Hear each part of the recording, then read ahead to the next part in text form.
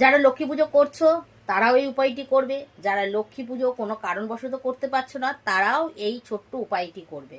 এটা করা উচিত, তাতে সংসারে সবসময় লক্ষ্মী থাকে এবং কোনো সময় অভাব অনটনের মধ্যে পড়তে হয় না, সংসারে শান্তি বজায় থাকে। তাহলে এই উপায়টি কি কি সেই উপায় সেই তোমাদের কাছে বলছি। দেখো, যেখানে পুজোর সামগ্রী পাওয়া যায়, মানে দশকর্মা ভাণ্ডারে গেলে তোমরা বেশিরভাগ জিনিসটাই সেখানে পেয়ে যাবে, আর কিছু দোকানে তোমরা পেয়ে যাবে। যেমন লক্ষ্মীর ঝাঁপি, তোমরা লক্ষ্মীর ঝাঁপি সেই দশকর্মা ভাণ্ডারে পাবে, বললেই তোমাকে একটা লক্ষ্মীর ঝাঁপি দিয়ে দেবে।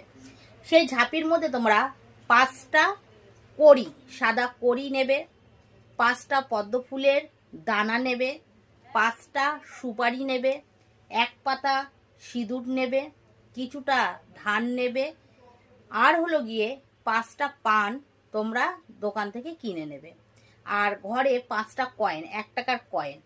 সেই সব সামগ্রীগুলো 5টা পান পাতার উপর রেখে দেবে। রেখে সেই পাতাটাকে ভাঁজ করে, দ্রব্য দিয়ে ভাঁজ করে, সেই পান পাতাটাকে হলুদ সুতো দিয়ে ভালো করে বাঁধবে, যাতে পান পাতাটা দেখা না যায়। সুতোটাকে এমনভাবে বাঁধবে, বেঁধে সেই সমেত সেই লক্ষ্মীর ঝাঁপির মধ্যে তোমরা রেখে দেবে। রেখে কালকে মা লক্ষ্মীর সামনে বা তোমাদের যে সিংহাসন আছে সেই সিংহাসনের কাছে তোমরা রেখে দেবে, বছর ভর রেখে দেবে। ঠিক আছে?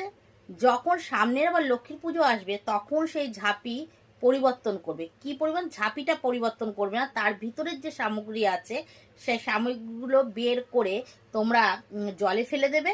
আবার নতুন করে যা যা সামগ্রীর মধ্যে দিয়েছিলে সেই একদম সেম পদ্ধতিতে সেরকম করে আবার তার মধ্যে রেখে দেবে। এতে তোমাদের বাড়ির কল্যাণ হবে এবং সংসারে আয় উন্নতিও বাড়বে।